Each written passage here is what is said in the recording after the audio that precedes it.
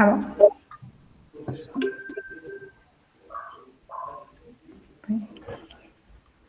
Então, boa noite. Hoje eu vou falar sobre dinâmicas minimais em conjuntos de campo e diagrama de Bratelli. Eu queria agradecer ao Bruno pelo convite e falar, assim como o Bruno falou, que esse trabalho é baseado na minha dissertação de mestrado, que foi feita sob orientação do professor Lorenzo Dias. E eu vou começar falando sobre o odômetro, que é um exemplo de dinâmica minimal em conjunto de campo. Depois eu vou explicar os diagramas de Bratelli, as relações de equivalência tal e variantes algébricos associados aos diagramas de Bratelli, relações de equivalência tal, e vou falar um pouco sobre a equivalência orbital forte. O espaço das sequências infinitas formadas por zeros e uns é munido com a métrica que diz que a distância entre duas sequências, que a primeira entrada é diferente, é 1, e é o ínfimo de 2 elevado a menos n, onde as n primeiras entradas das sequências são iguais se as primeiras entradas são iguais, é um conjunto de campo.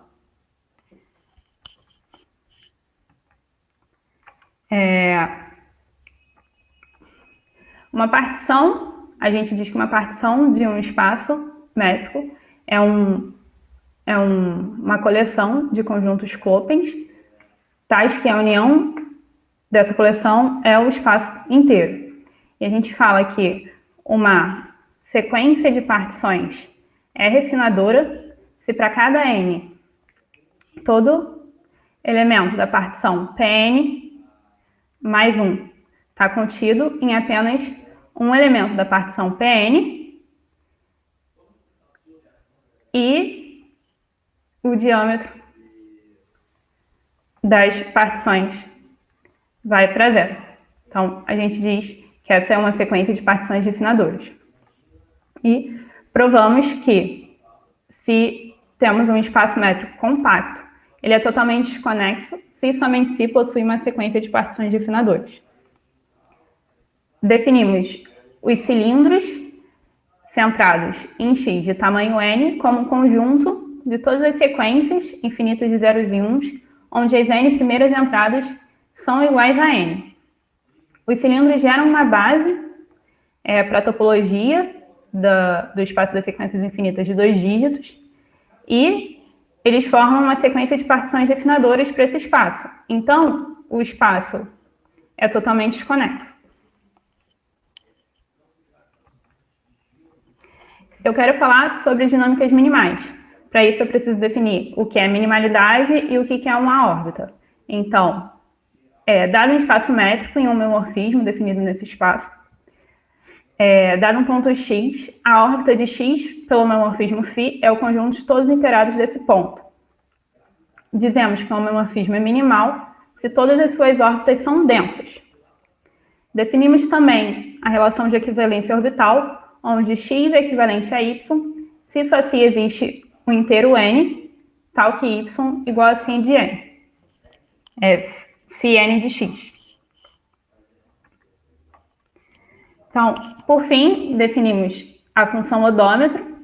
O que essa função faz? Ela pega um elemento e adiciona a sequência que começa em 1 e tem todas as outras entradas iguais a zero.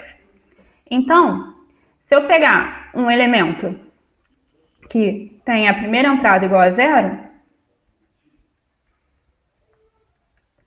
e adicionar a sequência que começa em 1, e adicionar a sequência que começa em 1, essa é uma soma um pouco diferente, né? Porque a gente tem uma sequência infinita, então a gente começa a somar da esquerda. Então, eu vou somar aqui o 0 com 1 vai dar 1, e os outros elementos não se alteram. Então, o odômetro pega um elemento que tem a primeira entrada igual a 1, transforma a primeira entrada em 1, e os outros elementos não são alterados. Agora, se eu pego um elemento que começa com um bloco de uns e tem aqui uma entrada diferente de 0, a primeira diferente de 0, a primeira diferente de 1. Olha lá, depois as outras entradas aqui. E eu adiciono a sequência que começa em 1 e tem todas as outras entradas iguais a 0. O que acontece é que quando a gente somar 1 com 1, como a gente está no espaço das sequências infinitas de zeros e uns, aqui vira 0 e a gente carrega 1 para a entrada seguinte. E isso vai acontecer mais uma vez, né? Aqui vai ficar 1 com 1, 0, e a gente carrega 1 para a entrada seguinte. Até aqui, quando a gente vai somar, mais uma vez, vai dar 0, e carrega 1, e aqui dá 1. E as outras entradas não vão se alterar. Então, o odômetro pega o bloco de uns, transforma em um bloco de zeros, e a primeira entrada, que é diferente de 1, vira 1, e as demais entradas não se alteram. Seguindo essa lógica, definimos que o odômetro leva a sequência que é formada somente por uns, a sequência que é formada somente por zeros. E provamos que o odômetro é um homomorfismo minimal. Aqui eu vou ilustrar a ideia da demonstração da minimalidade do odômetro. Como a gente viu, a gente pode particionar o espaço das sequências infinitas de zeros e uns com os cilindros. Então, aqui a gente tem a partição com os cilindros de tamanho 1 e aqui a partição com os cilindros de tamanho 2. Se a gente aplica o odômetro em um elemento de tamanho de cilindro 0, 0, ele vai no cilindro 1, 0, que vai no cilindro 0, 1, que por sua vez vai no cilindro 1, que vai no cilindro 0, 0. Então, o que aconteceu, né? O cilindro 0 voltou para ele mesmo, mas ele voltou trocado, né? O 0, 1 está aqui e o 0, 0 está aqui. Então, o odômetro determina uma permutação nos cilindros. Então, por isso, o odômetro é um homomorfismo minimal.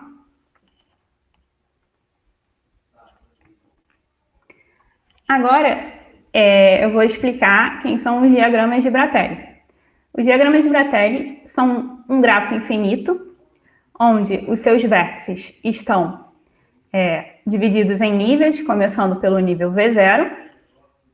Depois, aqui, na figura a gente tem o V1, V2, V3. E as arestas também estão divididas em níveis. Aqui a gente tem, começa no nível 1 das arestas, E2, E3. Associado ao diagrama de Bratelli, a gente também tem a sequência de funções Sn e a sequência de funções Rn, onde a função Sn vai de An em Vn-1 e a Rn vai de An em Vn. Então, para n igual a 1, a gente tem que a S1 vai de E1 em V0 e a R1 vai de E1 em V1. Então, a função S está determinando em que leva uma aresta no vértice em que ela começa, no caso dessa aresta, esse vértice, e a função R leva uma aresta no vértice em que a aresta está incidindo. A gente também pede que a pré-imagem de todo vértice para as funções R e S seja diferente de vazio. Então, isso quer dizer que de todo vértice sai uma aresta e todo vértice recebe pelo menos uma aresta, né? Também podemos estabelecer uma ordem parcial no conjunto de aresta, onde duas arestas são comparáveis, se só se o R delas são iguais. Lembrando que o R determina o vértice que essa aresta está incidindo. Então, só podemos comparar arestas que incidem no mesmo vértice. Então, aqui, poderíamos comparar essas arestas em vermelho. A gente pode falar que uma é uma aresta mínima e outra é uma aresta máxima. Essa daqui vai ser a seguinte, né? E, por exemplo, essa aresta em azul, ela não pode ser comparada com nenhuma outra aresta, porque ela, no vértice que ela incide, não incide nenhuma outra aresta. Então, a gente fala que ela é mínima e máxima ao mesmo tempo. Então, quando a gente define uma ordem no conjunto de arestas do diagrama de Bratelli, dizemos que o diagrama de Bratelli é ordenado.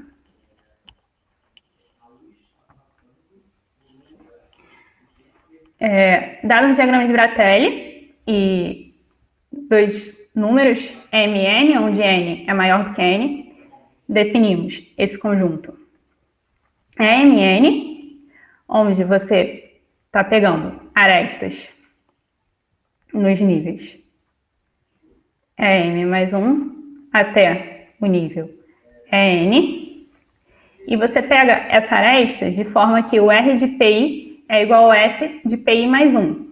Então, o que está acontecendo, né?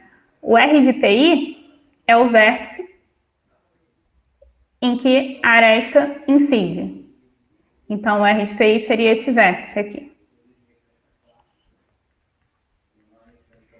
Então, o R de PI tem que ser igual ao S de PI mais 1. E o S de PI mais 1 é o vértice em que a aresta PI1 mais 1 começa. Então, a gente está pegando arestas concatenadas.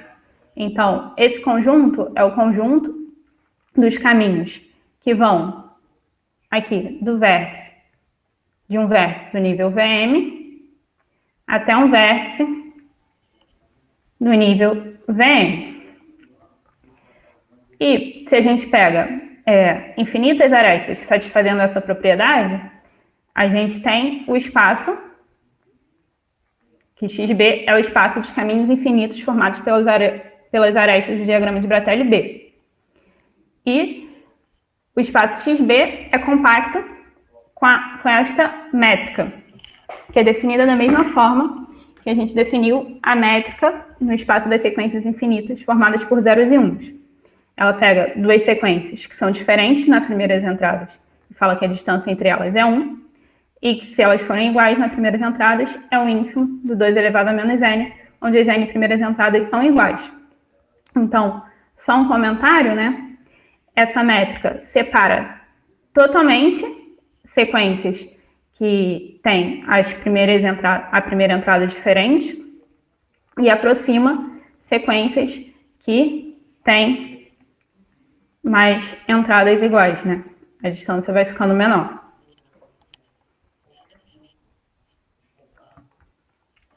Da mesma forma, nós também definimos o cilindro.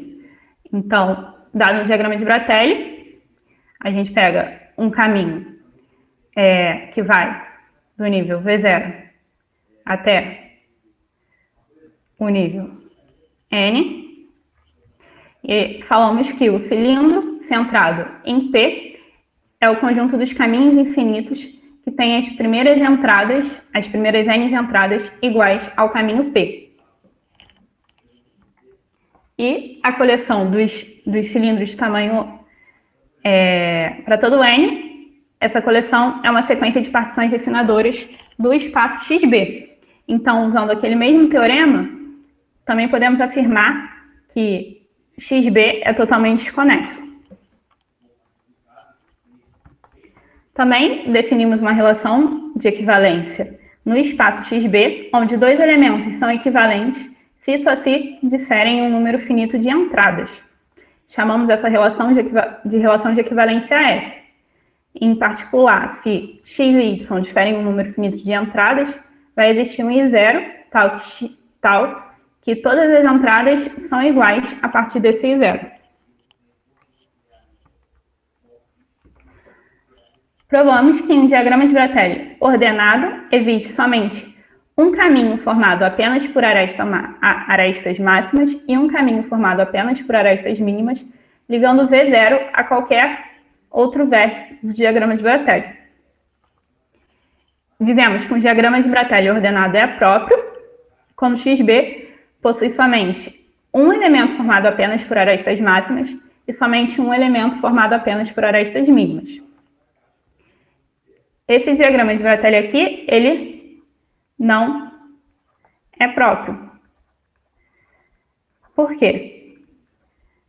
Lembrando que a gente só pode comparar arestas que incidem no mesmo vértice, né?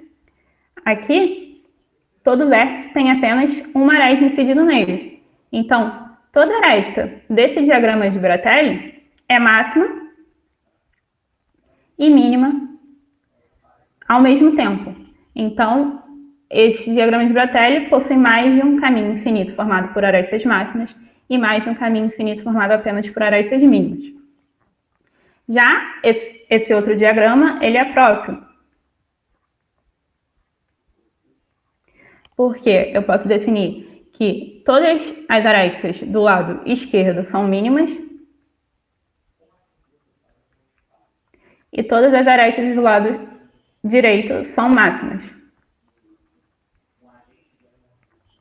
Assim, esse diagrama possui somente um caminho infinito formado apenas por arestas mínimas e um caminho infinito formado somente por arestas máximas.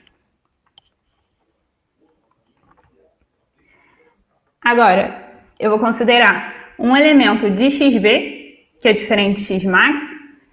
Lembrando que xmax é o caminho infinito formado somente por arestas máximas.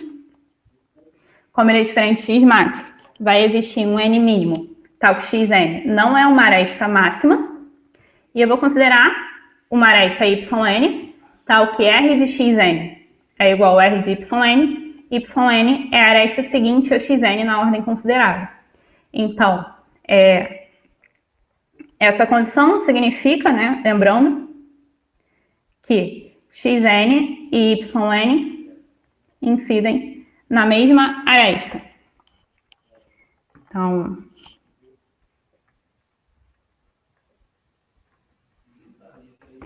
e agora a gente prega o único caminho infinito formado somente por arestas mínimas, ligando a V0 ao f de yn. Quem é o f de yn? O f de yn é o vértice em que a aresta yn começa. Então, a gente vai pegar o único caminho formado por arestas mínimas, ligando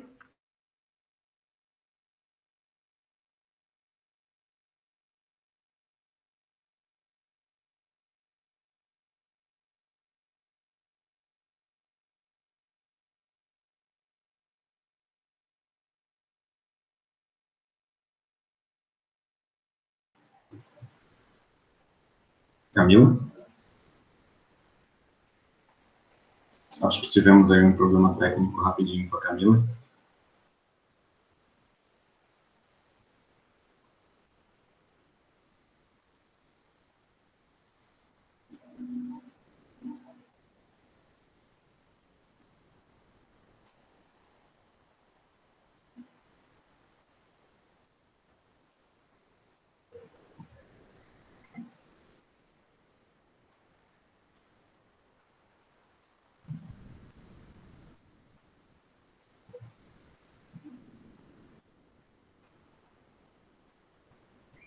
Ixi, a internet dela deve ter caído.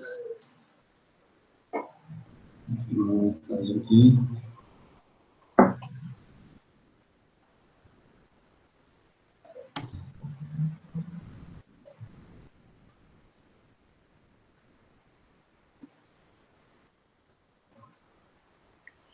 Voltou a Camila.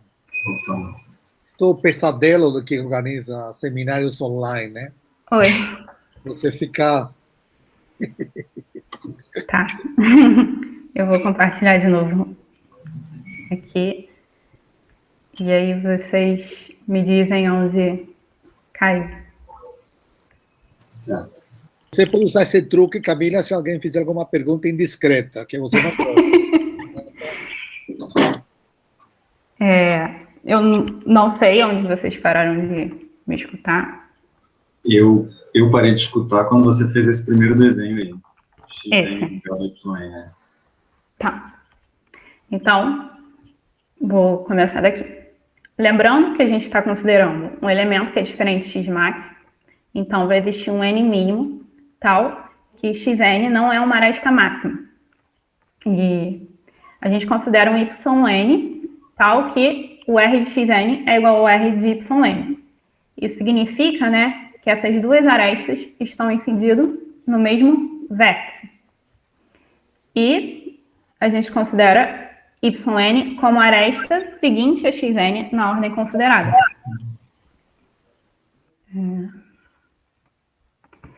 E a gente pega o único caminho formado somente por arestas mínimas, ligando o V0 ao vértice em que a aresta YN começa. Definimos que a função de Bratelli-Verchick leva o elemento x, diferente x max, onde as n-1 primeiras entradas são formadas por este único caminho, formado somente por arestas mínimas. A entrada n é a aresta yn, da forma que consideramos, e as demais entradas não são alteradas. E leva o x-max em x-min, lembrando que x-min é o caminho infinito formado somente por arestas mínimas. Então, uma observação, né, que essa função de Bratelli-Verchick é muito parecida com a função odômetro, porque no odômetro a gente tinha um espaço das sequências infinitas formadas por zeros e uns. Então, a gente pode falar que o elemento mínimo é o 0, o elemento máximo é 1. E o que o odômetro fazia? Ele pegava um bloco de elementos máximos, um bloco de uns. Tinha aqui o primeiro que não era um elemento máximo, e tinha as outras entradas aqui. E levar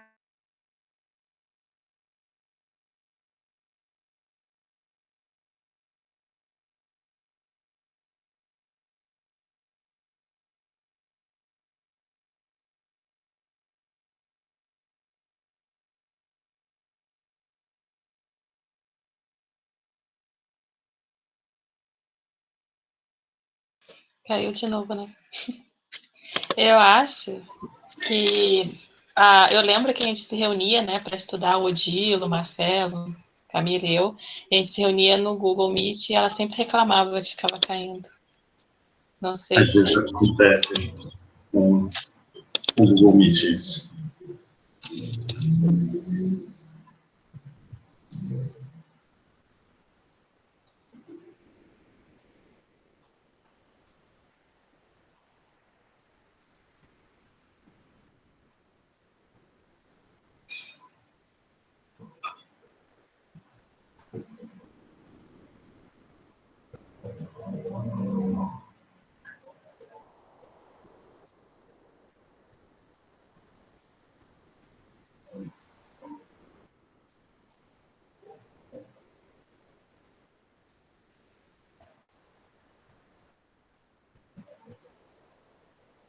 Oi, Camila.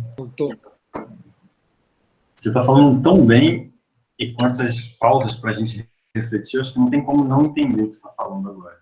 Porque da outra vez, eu acho que eu dei uma leve roubadinha, você tinha falado um pouco mais, eu mandei você voltar um pouquinho, foi só o suficiente para eu entender o que eu não tinha entendido.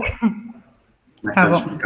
Eu acho que vai acontecer de novo, porque eu estava começando a não entender, aí parou. Tá, a gente volta. Tá certo. Então, da onde que a gente começa? Você tinha começado a explicar a relação da função de Bratelli-Verchick com o odômetro. Tá certo. Então, como eu estava falando, definimos o odômetro no espaço das sequências infinitas formadas por zeros e uns. E eu estava explicando que essas duas funções são definidas de formas parecidas, porque no espaço das sequências infinitas formadas por zeros e uns, a gente pode falar que o zero é um elemento mínimo, que 1 é o elemento máximo, e o que o odômetro fazia? Ele pegava um elemento que começava com um bloco de uns, levava esse bloco de uns em um bloco de zeros. Então, ele estava levando um bloco um bloco de elementos máximos e um bloco de elementos mínimos, e depois levava o primeiro zero em 1. E o 1 é o elemento seguinte ao zero na ordem considerável. E depois não alterava as demais entradas. E a gente também tinha aqui o odômetro, levava a sequência infinita de arestas formada somente por uns, na sequência infinita formada somente por zeros. Então, estava levando um x-max no x-min.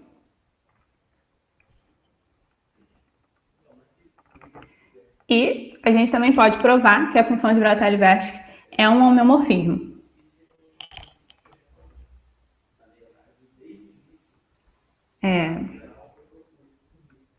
Vocês estão me escutando? Sim, né? Sim, sim. Tá. Estamos aqui. Você também. Ok. Sim. Tá tudo certo. Tá. Então, a gente mostra também que a função de Bratelli-Vertic é um homeomorfismo. Dizemos que o diagrama de Bratelli é simples se para cada M e cada vértice de VM, então vou pegar aqui um vértice do nível VM, um vértice V no nível VM, vai existir um N que depende do vértice e é maior do que o M, então vou pegar aqui o nível V, N, dependendo do vértice, tal que para todo vértice nesse nível Vn, existe um caminho de V para o vértice daqui. Então, a gente consegue conectar o V com todos os vértices do nível N. E, dado um diagrama de Bratelli próprio, provamos que são equivalentes às seguintes afirmações. A relação de equivalência orbital associada à função de Bratelli-Vertic do diagrama de Bratelli é minimal. A relação de equivalência AF associada ao diagrama de Bratelli é minimal. E o diagrama de Bratelli é simples. Então, agora vamos ver um exemplo com este diagrama de Bratelli. Antes, a gente diz que dois sistemas definidos em X e Y, respectivamente, são topologicamente conjugados se existe um homeomorfismo entre X e Y, tal que H composto com Φ é igual a Ψ composto com H. Então, agora... Camila? Oi. Desculpa interromper, mas não sei se eu posso fazer uma pergunta. Tudo bem. O diagrama de Bratelli associado àquele gráfico que você tinha mostrado, que eram as bifurcações, né? Você tinha um vértice, aí ele bifurcava em dois, aí cada um bifurcava em dois. Isso. Esse é simples ou esse não é simples, né? Eu achei que ele não é simples. Esse não é simples. Então, porque, por exemplo, você pega esse vértice daqui.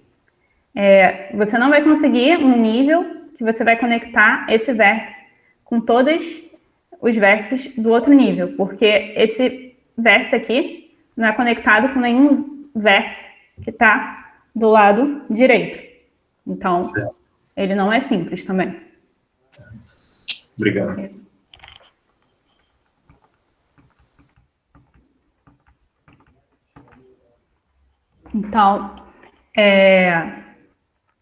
Então, agora considerando esse diagrama de Bratelli, que a gente tem um vértice em cada nível e duas arestas em todos os níveis de arestas.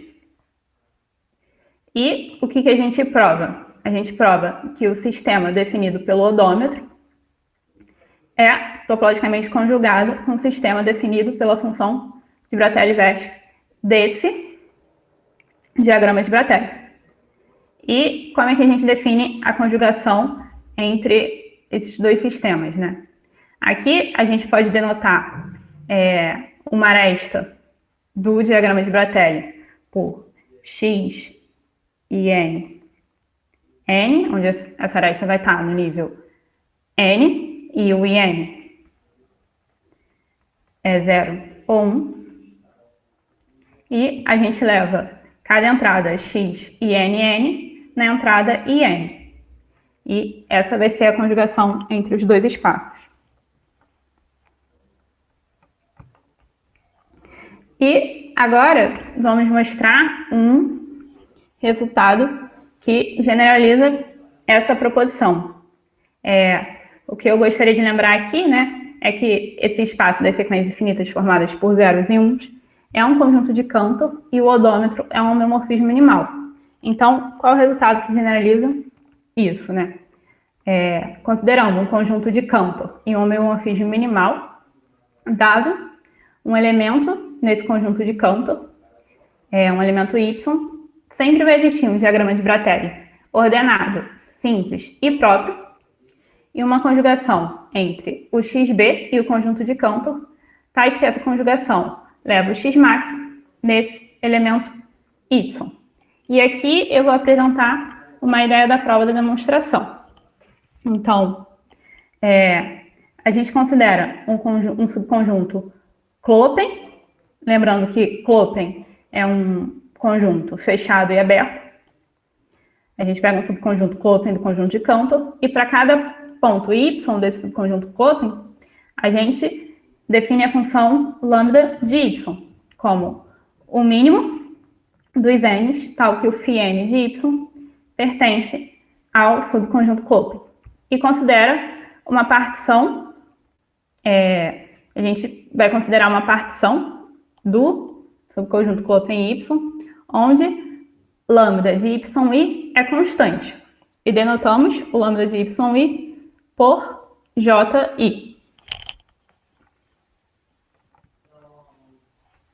E para cada i variando entre 1 e k, lembrando que k é a quantidade de elementos da partição de y, e j variando entre 1 e ji, a gente define o conjunto y e j como sendo φj de y1, de yi. E definimos também que, dado um conjunto de Cantor, um homeomorfismo minimal nesse conjunto de Cantor e um subconjunto y, Klopen de x, um castelo centrado em y, são as partições dessa forma.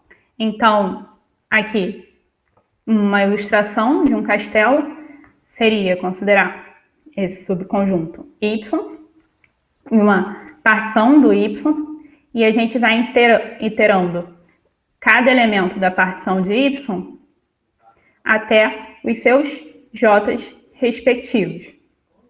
Então, a união de todas essas torres do castelo formam uma partição do conjunto X. E dizemos que uma sequência de castelos centrada em conjuntos yn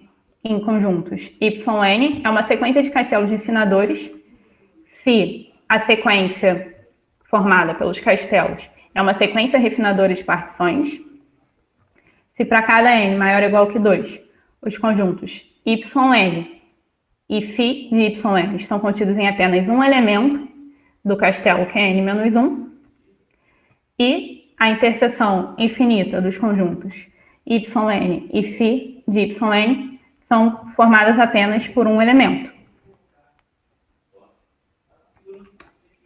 E provamos que, dado um conjunto de Cantor X, um homeomorfismo minimal em X, e um elemento Y do conjunto de Cantor, existe uma sequência de castelos refinadores centrado em uma sequência de subconjuntos Klopen de X, de tal forma que a interseção infinita desses conjuntos Klopens é o elemento Y, e a interseção infinita da imagem desses subconjuntos Klopens é a imagem do elemento Y pelo homeomorfismo φ. Então, a gente vai considerar uma sequência de subconjuntos Klopen de X, yn, e para cada yn, a gente vai considerar uma partição de yn de forma que aquela função lambda é constante.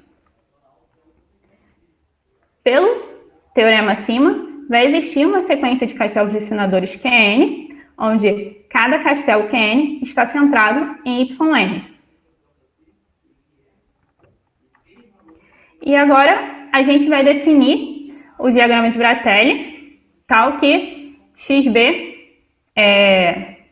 vai existir um homeomorfismo entre XB e o conjunto de campo. Para isso, a gente adiciona a sequência Qn, o conjunto Q0, que é o conjunto que é formado por todo o conjunto de Cantor. E para definir o diagrama de Bratelli, a gente precisa definir quem são os vértices, quem são as arestas e quem são as funções R e S. Então, a gente define que em cada nível de vértices, a gente vai ter, para cada nível N de vértices, a gente vai ter IN vértices. Lembrando que IN é o número de elementos da partição do conjunto Yn. Então, no nível 0, a gente só tem um elemento, que a gente considerou o conjunto todo. No nível 1, a gente vai ter I1 vértices, no nível 2, I2 vértices, e assim por diante.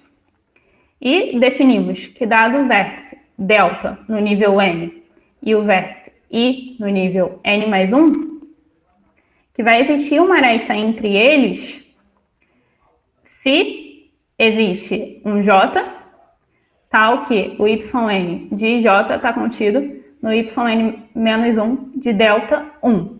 Então, vamos ver o que acontece no caso N igual a 1. Então, vai ter uma aresta entre um vértice. Vamos pegar o vértice 1 do nível 1. Se o Y1J está contido no Y0. Aqui, o delta no nível 0 só pode ser 1. Só que o Y0 de 1 é o conjunto todo. Então, essa igualdade vai ser satisfeita para todos os J's. Então, aqui, a gente vai ter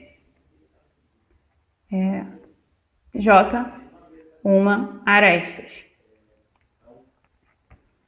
E falta definir as funções R e S. Então, a gente fala que a função S leva essa aresta no vértice em que a aresta começa e leva essa aresta no vértice em que ela está incidindo.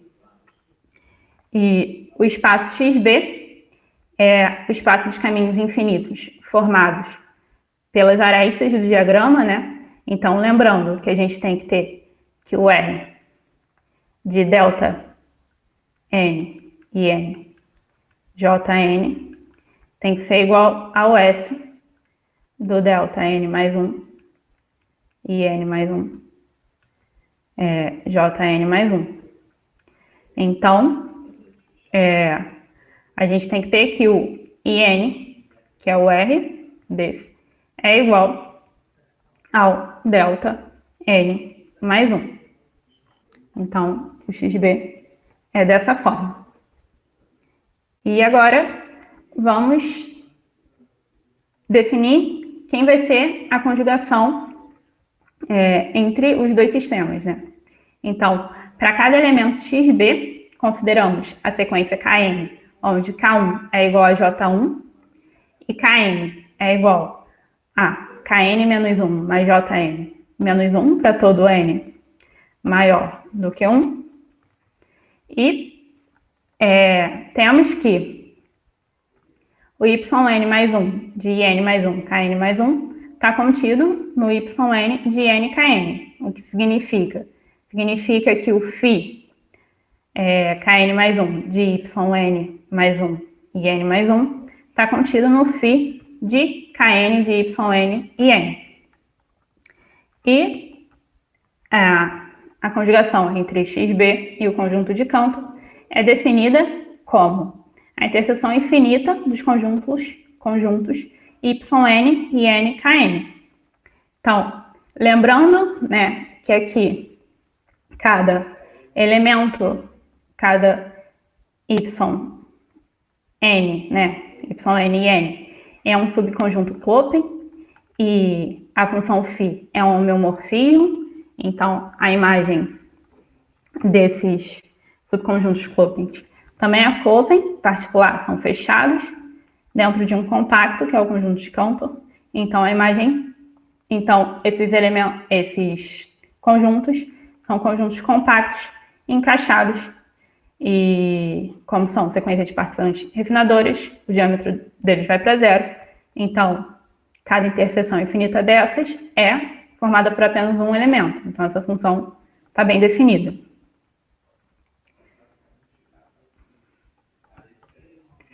Agora, vamos falar sobre uma classe mais geral de relações de equivalência, que são as relações de equivalência etal. Camila? Oi. Eu me perdi no final da demonstração. Certo. Por que o diagrama fica simples? Oi? Por que o diagrama é simples nesse caso? O diagrama que você construiu associado ao seu homeomorfismo? Tá certo.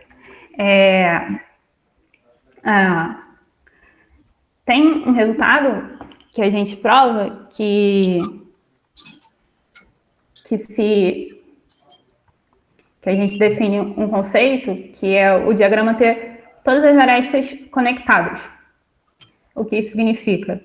Que se você pega dois níveis consecutivos, e dois vértices nesses níveis, sempre vai existir pelo menos uma aresta entre esses vértices. E a gente prova que, se o diagrama de Bratelli possui todas as arestas conectadas, ele vai ser simples, certo? E nesse caso, como a gente constrói, né, esses QN como sequência de castelos refinadores, se a gente pega dois vértices, né, sempre vai existir um J que vai satisfazer isso, porque é uma sequência refinadora de partições.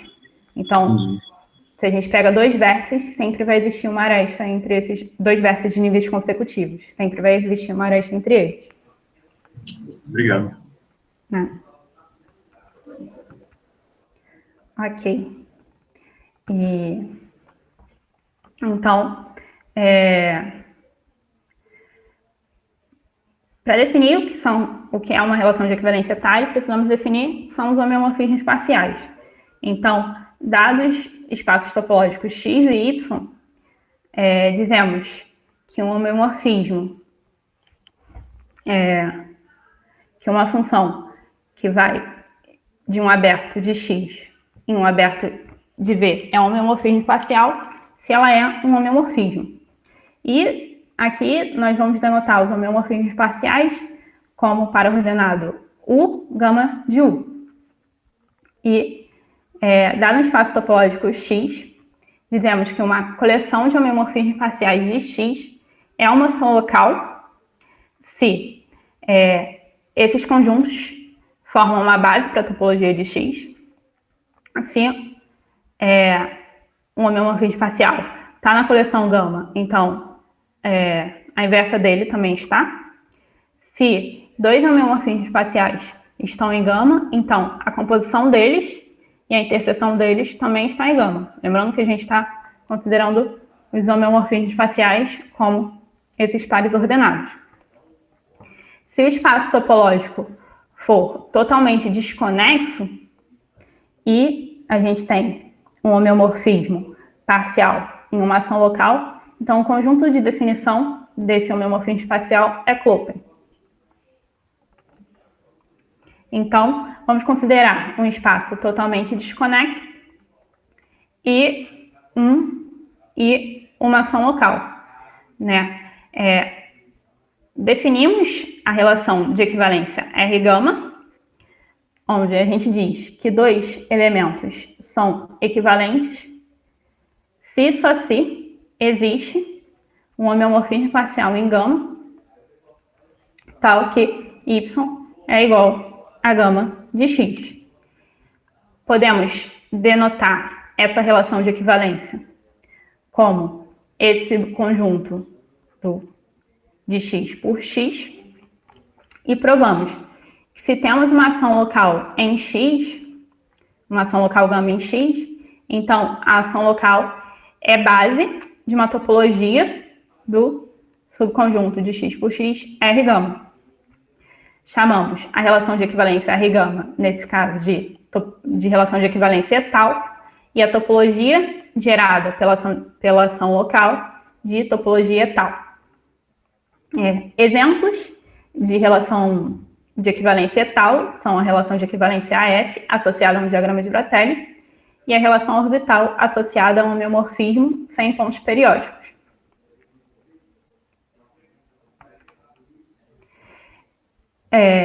Dadas duas relações de equivalência R e Q nos espaços x e y, dizemos que o homeomorfismo H de x e y é o isomorfismo entre as relações de equivalência se só se o seu produto cartesiano restrito às relações de equivalência é um homeomorfismo quando consideramos as topologias e tal. E é possível provar que, dado um conjunto de Cantor X e um homeomorfismo minimal, não existe nenhum diagrama de Bratelli tal que a relação de equivalência orbital associada ao homeomorfismo minimal e a relação de equivalência F associada a esse diagrama de Bratelli são isomorfos. Então, esse resultado é interessante porque a gente provou que se a gente tinha um conjunto de Cantor e um homeomorfismo minimal, sempre podíamos encontrar um diagrama de Bratelli B, tal, que existia um homeomorfismo entre XB e o conjunto de Cantor. Então, quando consideramos o produto cartesiano desse homeomorfismo restrito às relações de equivalência, né? Então, aqui eu peguei primeiro RB indo em RF. Isso daqui não é um homeomorfismo quando a gente considera as topologias e tal. E agora eu vou definir. Desculpa, você poderia voltar na anterior? Não entendi muito bem esse teorema. Esse daqui. Certo? Sim. Tá. Então, esse teorema diz que, dado um conjunto de Cantor e um homeomorfismo minimal, não existe nenhum diagrama de Bratelli tal que as relações de equivalência orbital associada ao homeomorfismo minimal e a relação de equivalência AF associada a um diagrama de Bratelli sejam isomorfas. Lembrando que a relação de equivalência AF é aquela onde dois elementos de XB são equivalentes se e só se eles diferem em um número finito de entradas. Então, o que eu disse é que esse teorema é interessante porque antes provamos que dado um conjunto de Cantor e um homeomorfismo minimal, sempre encontrávamos um diagrama de Bratelli, tal que existia um homeomorfismo entre XB e X. Só que, por esse teorema, o produto cartesiano dele restrita às relações de equivalência, relação de equivalência F e a relação de equivalência orbital associada ao homeomorfismo, não vai ser um homeomorfismo,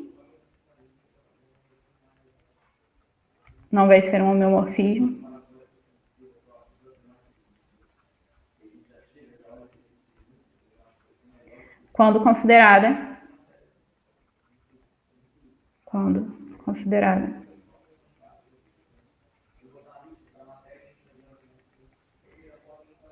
as topologias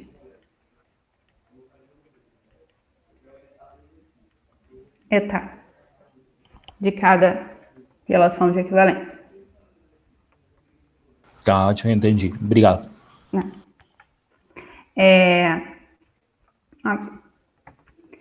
Então, agora eu vou buscar definir invariantes algébricos associados às relações de equivalência tal e aos diagramas de Brattain. Para isso, precisamos de alguns conceitos de álgebra. O primeiro deles é um cone positivo.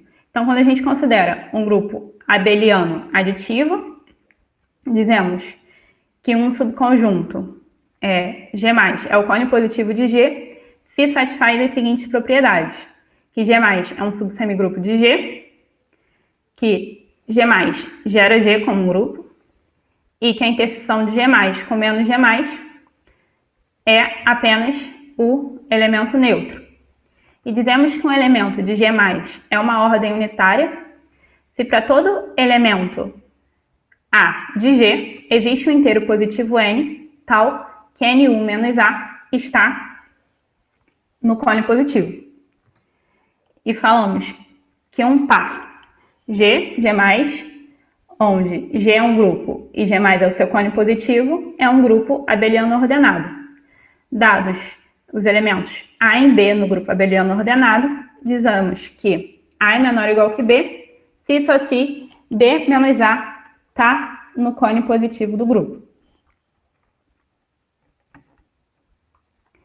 Agora, dado um grupo abeliano e um subconjunto finito desse grupo, definimos o grupo ZA, formado por todas as combinações lineares dos elementos de A, com coeficientes inteiros, e ZA+,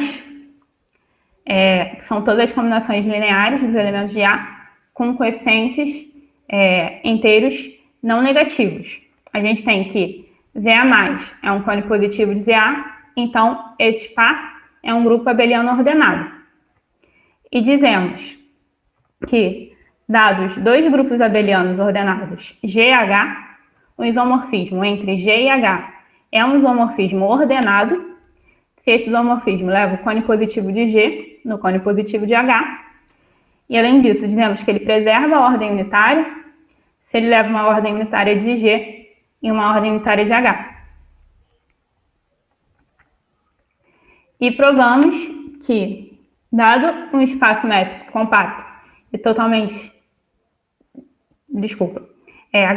dado um espaço métrico compacto e totalmente conexo e uma relação de equivalência tal, definimos C de xz como o grupo das funções contínuas que vão de x em z, grupo aditivo aqui, e bxr como o subgrupo de C de xz gerado pela diferença das funções características de π2 de gama e π1 de gama, onde π1 e π2 são as projeções na primeira e na segunda coordenada, e gama é um homeomorfismo parcial, compacto e aberto.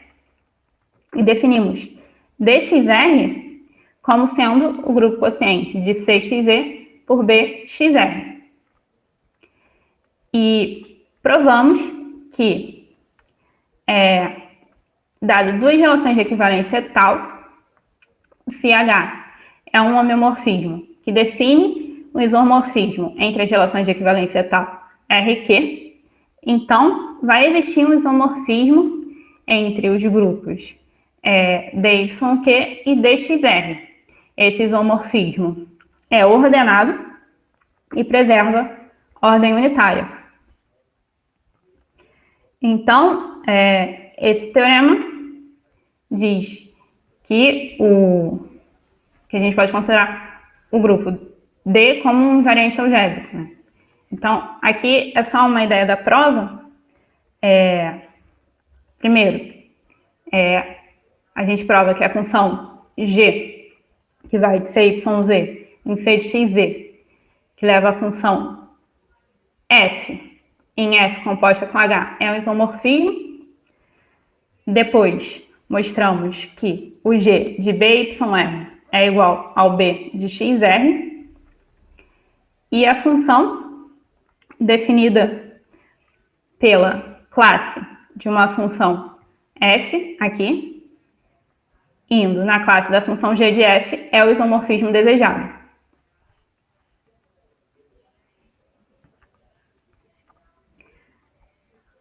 Agora, dado um diagrama de Bratelli, vamos considerar um elemento G em Z, Vn menos 1.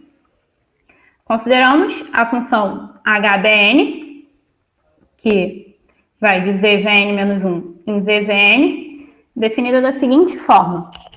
Ela leva o elemento G, nesse elemento aqui de ZVN, onde aqui a gente tem a cardinalidade, né, da interseção do S menos 1 de VI de N menos 1. Então, aqui são as arestas que estão começando nesse vértice, com a interseção com R menos 1 de VJ do nível N, que são as arestas que estão incidindo nesse vértice. Então, esse número é o número de arestas entre o vértice I no nível N menos 1 e o vértice J no nível N. Provamos que para todo N maior ou igual que 1, HBN é um homomorfismo positivo. Só lembrar que homomorfismo positivo vai significar que a função HBN vai levar o cone positivo de ZVN menos 1. O cone positivo aqui vai estar contido no cone positivo de ZVN. Então, e dados M maior que N, a gente define a função H de BNN, que a gente começa lá no nível ZVN e vai até o nível ZVN.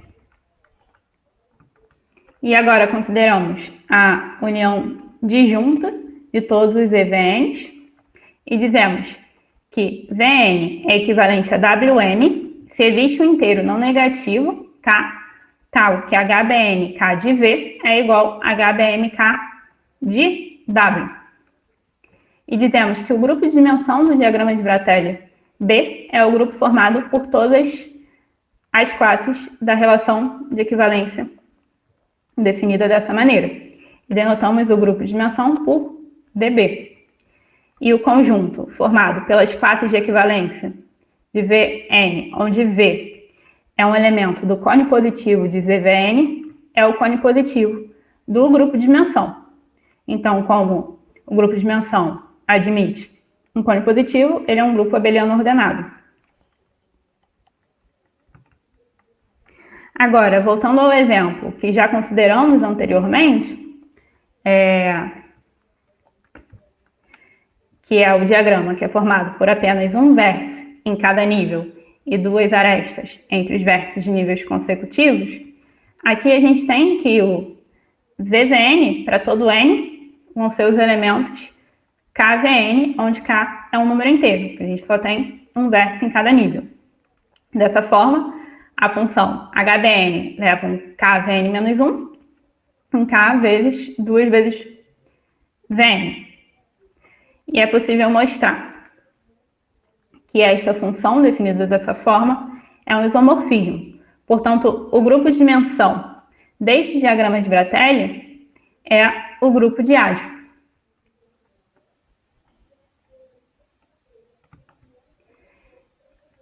Também mostramos que, dado um diagrama de Bratelli tal que ele possui somente um vértice no nível inicial, então existe um isomorfismo entre o D associado à relação de equivalência AF do diagrama de Bratelli e o seu grupo de dimensão, e esse isomorfismo é ordenado e preserva a ordem unitária.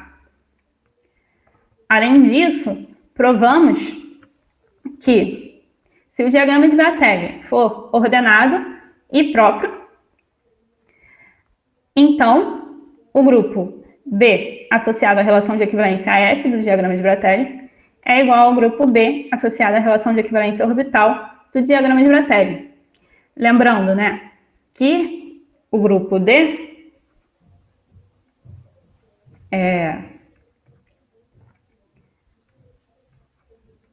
é o quociente do grupo C de XZ pelo grupo B de XR. Então, para o diagrama de Bratelli do slide anterior, que é um diagrama de Bratelli ordenado e próprio, a gente tem que os invariantes D associado à relação de equivalência a F e o invariante associado à relação de equivalência orbital associada à função de Bratelli-Vertig também são isomorfos ao grupo diádio.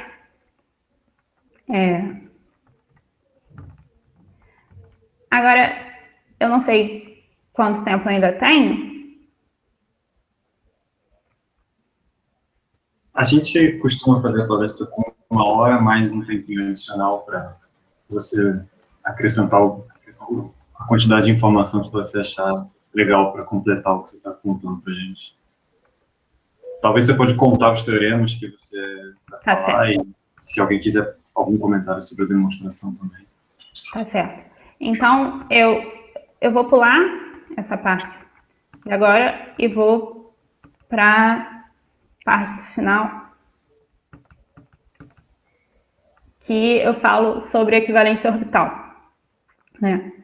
Então, o que é uma equivalência orbital? Então, dadas duas relações de equivalência orbitais nos espaços métricos x e y,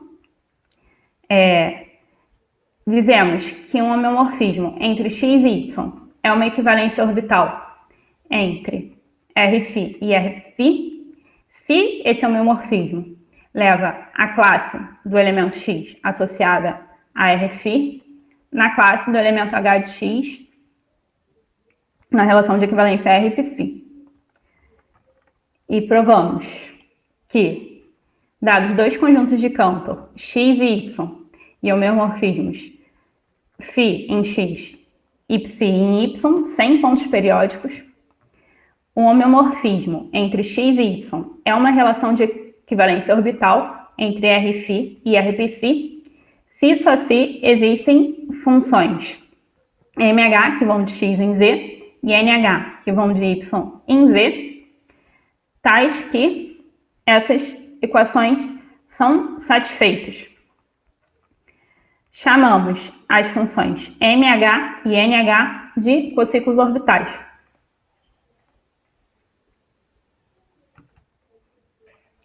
Provamos que, dados dois sistemas de Cantor minimais, existir uma equivalência orbital entre os sistemas é equivalente com conjugação topológica se somente se os cociclos orbitais forem contínuos. E definimos que uma equivalência orbital é forte se só se os cociclos orbitais associados possuem no máximo cada um ponto de continuidade. Provamos que, dados conjuntos de Cantor x e y e homeomorfismo minimais φ de x, φ definido em x e ψ definido em y, existe uma equivalência orbital forte entre estes dois sistemas, se só se existe um isomorfismo ordenado que preserva a ordem unitária entre os invariantes dx de Rφ e dy de Rpc. Então, nesse caso, dizemos que os invariantes são invariantes completos, porque também conseguimos garantir que, se existe um isomorfismo entre eles, vai existir uma equivalência orbital entre os sistemas.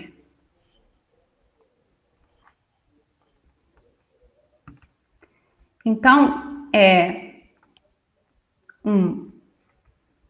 agora, vamos continuar falando um pouco sobre equivalência orbital, né?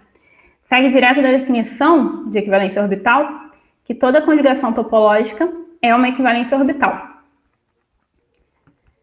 Além disso, se os espaços onde os sistemas forem definidos forem compactos e conexos, existir uma equivalência orbital entre os sistemas é equivalente a existir uma conjugação topológica entre os sistemas.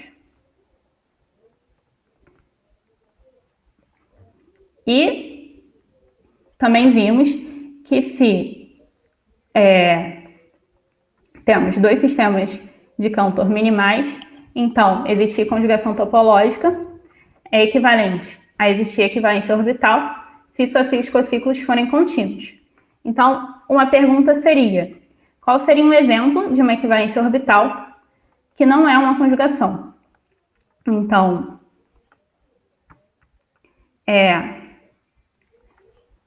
aqui eu estou definindo que é um sistema unicamente ergódico e um sistema de Nejoa, para falar desse resultado, né? Se um sistema de Cantor é unicamente ergódico, então existe uma equivalência orbital entre o sistema de Cantor e um sistema formado por um odômetro, ou entre o sistema de Cantor e um sistema de Nejoa. E um exemplo de transformação unicamente ergódica é a transformação de Chacon. E aqui eu tinha botado ilustrações de uma construção da transformação de Chacon, mas pelo tempo eu acho que eu vou passar.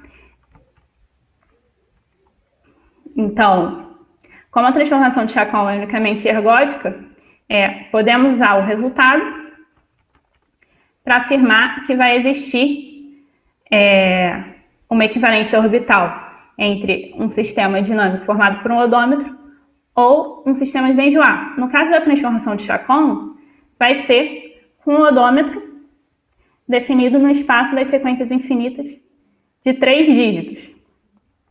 Só que não existe conjugação entre a transformação de Chacon e o odômetro definido no espaço das sequências infinitas formadas por 3 dígitos. Então, é isso que eu tenho para falar. Obrigado, Camila. A gente agradece você pela palestra. E o espaço agora está aberto para quem quiser fazer perguntas, trocar ideia com a Camila. Eu tenho 2 perguntas. Tá certo. A primeira, tal vez más fácil, eso aquí, ese último resultado que você mencionó. Si você tem se você tem unicamente ergódico en un conjunto de Cantor, então, ou é um odômetro ou um Denjoa. Isso. Uhum. Ajá. E isso, como que você obtém isso? Onde entra a dimensão zero aí para esse resultado? Bem, esse é um resultado, acho que de Putnam e Scal. Acho que deve ter mais algum, estou esquecendo. E na verdade, ele é um pouco difícil de mostrar. Entendi. Depois eu posso encaminhá-lo. Não, tá, tudo bem. Não, simplesmente chamou a atenção porque você não assume nada da medida, ou seja, é simplesmente unicamente ergódico. Uhum. Então, precisa, porque nem sequer você sabe que é minimal, em princípio. Certo. Você não sabe nada da medida. Uhum. Então, de alguma maneira, eles terminam com isso. Ah, entendi. Tá, tudo bem. E a outra pergunta é: você está trabalhando com homeomorfismos minimais do conjunto de Cantor, mas essas definições que você fez no começo de ações locais, por exemplo, em princípio você pode fazer mais em geral, não é? Podem ser feitas mais gerais. Então, eu estava pensando, por exemplo, no seguinte: se vocês, por exemplo, consideram uma ação local, eu acho que o pessoal de foliações chama isso de pseudogrupos, mas... Bueno, se você, por exemplo, tem uma foliação em um conjunto que transversalmente é zero dimensional, você tem um cara desses. Por exemplo, se você tivesse um expansor hiperbólico, não sei, como é que se chama? Um solenoide. Então, o grupo de holonomia satisfaz isso, o pseudogrupo de holonomia satisfaz isso. Então, a pregunta es si vocês llegaron a pensar qué pasaría con esos casos más gerais, si da para tener algún tipo de clasificación en base a las relações de essas que você chamou de tal. Não pensamos nos casos mais gerais. A gente trabalhou somente com... Eu acho que seria um caso bem interessante, de poder classificar a foliação é minimal, então esse grupo é minimal, e aí você teria, talvez, ter um modelo para isso. Não sei se alguém pensou nisso, mas isso deveria ser bem interessante. Você tem esse resultado, ese tipo de invariante algébrico, ese tipo una cohomología, imagino, o una homología o una cohomología. Tal vez exista un diagrama más generalizado para ese tipo de negocio. Eso sería ótimo. Certo. Tá. Tudo bem. Obrigado. Muito boa palestra. Obrigada pelas perguntas. Eu fiquei com uma dúvida um pouco, talvez, boba, mas quando você falou da transformação de Chacon, apesar de você não ter explicado tudo a construção dela, você comentou que ela não, na proposição, quando você tem uma transformação que é unicamente ergótica definida no plano de Cantor, ela pode ser conjugada ou com odômetro ou com uma transformação de Denjoy. Certo. Por que a transformação de Chacon não pode ser conjugada com Denjoy?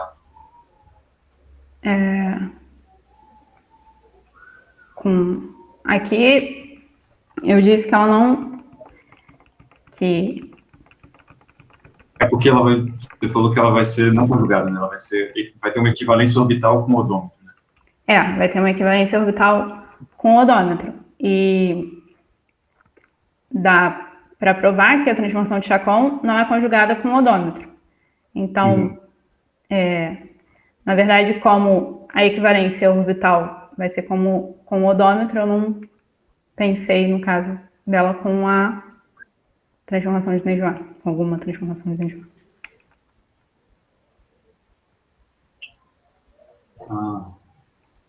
Mas você pode dizer também que ela não poderia ser nem conjugada a um sistema de Denjoy?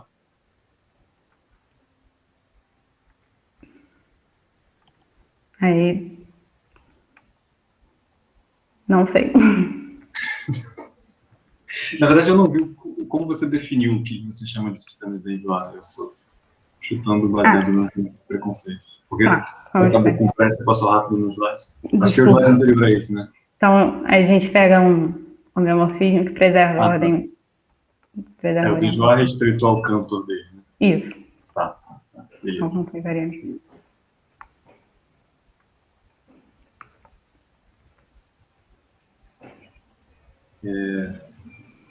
Depois, qual a referência para o primeiro teorema que você explicou para a gente, que é você constrói esse modelo simbólico via diagrama de Bratelli para transformações minimais em conjunto de Cantor?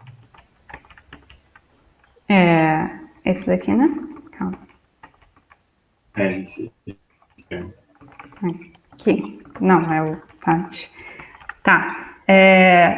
Também é uma referência de, acho que é Putnam, de Giordano, e também posso te enviar, tem. A minha dissertação foi baseada no livro do Putnam, chamado Cantor Minimal Systems. E muitos resultados de lá são dele, em conjuntos com Giordano e Scala. E essa construção dos invariantes algébricos também tem nesse livro?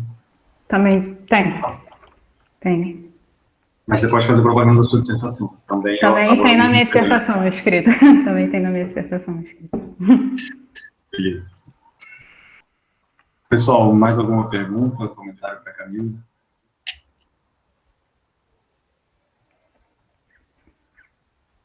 Acho que senão a gente agradece a Camila de novo pela palestra, né? Muito obrigado, Camila.